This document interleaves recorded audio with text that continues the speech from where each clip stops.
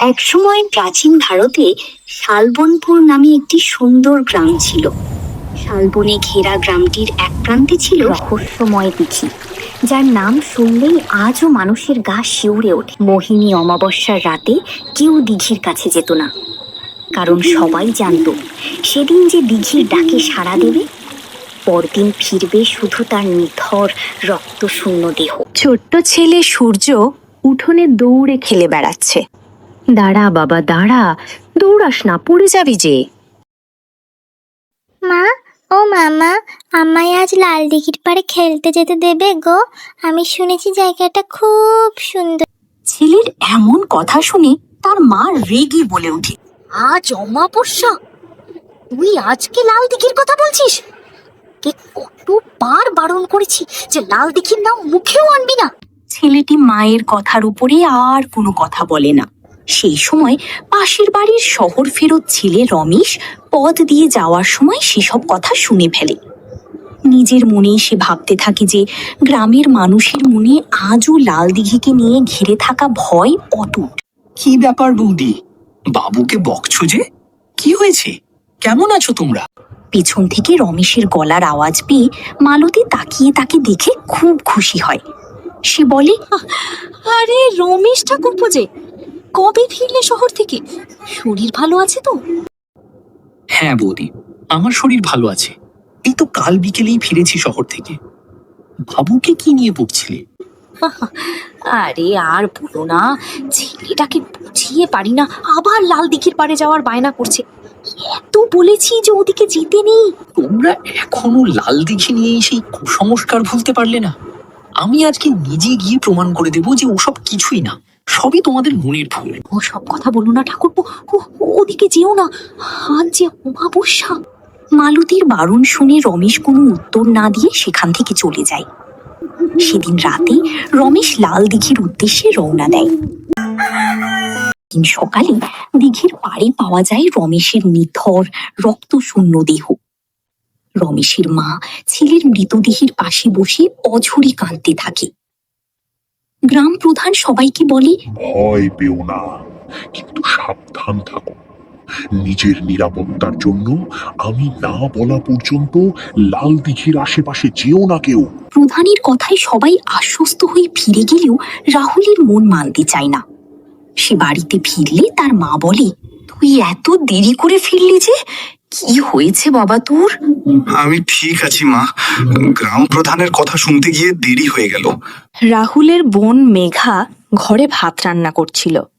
রাহুল মনমরা হয়ে বিছানায় বসতেই মেঘা তাকে বলে, দাদা, এতক্ষণে ফিরলি তুই? এত দেরি হলো কেন তোর? আর গ্রাম প্রধানের সাথে কথা হয়েছে? কি বললেন উনি? বল দেখি আমাকে সবটা খুলে। না রে, ব্যাপারটা আমার কিছু ঠিক মনে হচ্ছে না। রমেশ তো আমাদের গর্ব, সে এভাবে গ্রামে বেড়াতে এসে বেঘরে মারা যাবে, এটা আমি কিছুতেই মেনে নিতে পারছি না। কিন্তু দাদা, আমাদের হাতে তো কিছুই নেই বল। রমেশ তা মারা গেল, এর আগেও কত মানুষ প্রাণ হারিয়েছে। সবকিছুর জন্যই লাল দিঘি দায়ী। কি এমন আছে ওই লাল দিঘির পাড়ে যার জন্য প্রত্যেকবার একজন করে মানুষকে চলে যেতে হয় আমাদের ছেড়ে, আর যার কোনো সঠিক উত্তরও নেই আমাদের কাছে? কিন্তু আসল রহস্যটাই তো এখনো অজানা। কেন লাল দিঘির পাড়ে গেলে মানুষগুলো বেঘরে প্রাণ হারাচ্ছে? এই অভিশাপের শেষ কোথায়? আজ আমি যাবো ওই লাল দিঘির পাড়ে, এই রহস্যের সমাধান আমি করেই ছাড়বো।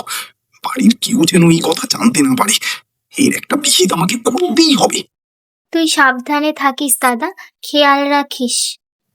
রাহুলের কথা শুনে মেঘা আশ্বস্ত না হলেও সে আর কথা বাড়ায় না। সেদিন রাতের অন্ধকারে রাহুল পথে বেরিয়ে পড়ে। লাল দিঘির পাড়ে পৌঁছে সে দেখে চারিদিকে ঘন অন্ধকার। এমন সময় হঠাৎ তার মানে এই জন্যই এতগুলো মানুষ বেঘরে মারা গেছে। দিঘি তোকে ডাকে, আয়। মা, তুমি কেঁদো না, দেখো দাদা ঠিক ফিরে আসবে। এরম করলে তোমার শরীর খারাপ হবে যে। তোর দাদা কাল রাত থেকে বাড়ি ফেরেনি, জানি না ছেলেটা কোথায় আছে। আমি জানি মা, দাদা কোথায় গেছে। ও কালকে বলছিল লাল দিঘির পাড়ে যাবে রহস্যের সমাধান করতে। আমায় বলতে বারণ করেছিল মা। মেঘার কথা শুনে তার মা খুব রেগে গিয়ে বলে, দাদা লাল দিঘির পাড়ে গেছে সেটা তুই জানা সত্ত্বেও এতক্ষণ বলিসনি? ততক্ষণে মেঘাদের বাড়িতে গ্রামের লোকেরা জড়ো হয়ে গেছে। মেঘার মা তাদের সবকিছু খুলে বলতেই তারা সবাই মিলে লাল দিঘির পাড়ে যাওয়ার জন্য রওনা দেয়।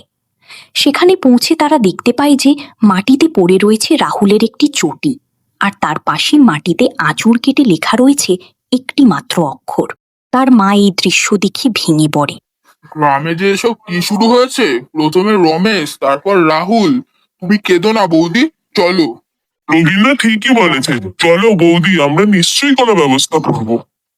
মা, তুমি চিন্তা করো না, এভাবে ভেঙে পড়ো না, দেখবে দাদা ঠিক ফিরে আসবে, কোনো ক্ষতি হবে না মা। লাল দিঘির পাড়ে যেই যায় দিঘি তাকেই নিজের দিকে টেনে নেয়, সে আর ফিরে আসে না। জানি না তোর দাদাকে আর দেখতে পাবো কিনা। ভগবান ওকে রক্ষা করো। মা, আর চুপ করে বসে থাকলে হবে না, আজ আমি নিজেই যাব লাল দিঘির পাড়ে। দাদাকে ফিরিয়ে না আনা পর্যন্ত আমি হার মানবো না মা। না মা, না, তুই যাস না। তোর দাদা যে ভুল করলো, তুইও সে পথে পা বাড়াস না। সেই সময় গ্রাম প্রধান তাদের দিকে এগিয়ে এলো। এসব আমি কি শুনছি? কে যাবে লাল দিঘির পারে? না না, ওসব হঠকারিতা করবে না। ওকে একটু বোঝান দাদা, ও নাকি ওর দাদাকে খুঁজতে লাল দিঘির পাড়ে যাবে। আমি বারণ করছি, শুনছেই না। তোমার মা ঠিকই বলেছে, আমরা গ্রামের বড়রা আছি, নিশ্চয়ই কোনো একটা ব্যবস্থা করব। কিন্তু তোমরা আমার কথাটা তো একবার শোনো। কোনো কিন্তু নয়, এই নিয়ে যেন আর কোনো কথা না হয়। গ্রাম প্রধানের কথা অমান্য করে মেঘা সেই রাতে লুকিয়ে বেরিয়ে পড়ে তার দাদার খুঁজে। লাল দিঘির পাড়ে পৌঁছে সেদিক ওদিক দেখতে থাকে। হঠাৎ সে দূরের একটা ভাঙা মন্দির দেখে সেই দিকে এগিয়ে যেতে থাকে। মন্দিরের ভেতরে ঢুকে সে চমকে ওঠে। তার দাদা রাহুল মাটিতে হাত পা বাঁধা অবস্থায় পড়ে রয়েছে, আর গ্রাম প্রধান তান্ত্রিকের সাথে কোনো একটা বিষয়ে আলোচনা করছে। আজ রাতই হচ্ছে আমাদের স্বপ্ন পূরণের রাত। আমাদের এত দিনের সাধনা আজ সফল হবে। চাঁদ মাঝ আকাশে পৌঁছানোর আগেই আমাদের বলি শেষ করতে হবে। এটাই হলো আমাদের শেষ বলি। এরপর আমরা হয়ে যাব অসীম শক্তির অধিকারী, আর কেউ আমাদের আটকাতে পারবে না।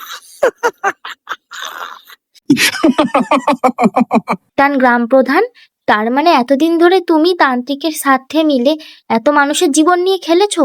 তোমার খেলা শেষ। এত বড় সাহস! তুই লুকিয়ে আমাদের কথা শুনছিস? দাঁড়া, আজকে তোকেও বলি দেব। মেঘা তার সাথে আনা লাল লঙ্কার গুঁড়ো তান্ত্রিকের দিকে ছুঁড়ে দেয়। ও চোখ, ও চোখ!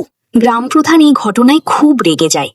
সে মেঘাকে ধরার জন্য দৌড়াতে শুরু করে, কিন্তু তার আগেই রক্তপিশাচের মূর্তির মধ্যে থেকে ভয়ঙ্কর শব্দ আসতে থাকে। তান্ত্রিক আকাশের দিকে তাকিয়ে দেখে ভয়ার্ত কণ্ঠে বলে ওঠে, সর্বনাশ! চাঁদ যে মাঝ আকাশে পৌঁছে গেছে। এবার রক্ত পিশাচ আমাদেরকে ওর বলি হিসেবে টেনে নেবে। না, দয়া করে আমাকে মেরো না। আমি বলি দেব, মেরো না আমায়। দেখ, চাঁদ ও মাঝ আকাশে পৌঁছে গেছে, তবু তোরা আমার বলি জোগাড় দিলি না। এবার আর দেরি নয়। তান্ত্রিক, গ্রাম প্রধান, তোদের বিশ্বাসঘাতকতার শাস্তি আজই পাবি। আজ তোদের রক্তেই সম্পূর্ণ হবে আমার অসমাপ্ত সাধনা। আয়, এবার আমার সঙ্গে আয়। বাঁচাও, বাঁচাও, বাঁচাও, বাঁচাও! আগুনে গ্রাম প্রধান আর তান্ত্রিক দুজনেই ছাই হয়ে গেলে মেঘা দৌড়ে তার দাদা রাহুলের কাছে যায়। দাদা, তুই ঠিক আছিস তো? তোর কোনো ক্ষতি করতে পারেনি তো ওরা? আমি ঠিক আছি রে বোন। সেদিন রাতেই আমি এই রহস্য জানতে পেরে গেছিলাম। এমন সময় সকল গ্রামবাসীর সহ ওদের মাও সেখানে পৌঁছে যায়। ওদের দেখে মেঘা বলে ওঠে, মা, তোমরা এখানে যে, তোমরা জানো কি হয়েছে? এত বড় ষড়যন্ত্র আমাদের পেছনে চলছিল, আমরা কেউ জানতেই পারলাম না। আমাদের বিশ্বাসের সুযোগ নিয়ে গ্রাম প্রধান এতদিন অনেক মানুষকে বলি দিয়েছে। ক্ষমতা পাওয়ার লোভে পড়ে আজ তার এই দশা। বাবা, তোরা ঠিক আছিস তো? ওই তান্ত্রিক আর গ্রাম প্রধান তোদের কোনো ক্ষতি করেনি তো? হ্যাঁ মা, আমি ঠিক আছি। গ্রাম প্রধান আর তান্ত্রিক মিলে রক্তপিশাচের কাছে বলি দিত ক্ষমতা পাওয়ার আশা। সত্যি, আজ যদি মেঘা না থাকতো তাহলে আমরা রাহুলকে আর ফিরেই পেতাম না। মেঘা, তোমার সাহসের জন্যই আজ এই কাজটি সম্ভব হয়েছে। মেঘা আর রাহুল দুজনেই হাসতে থাকে।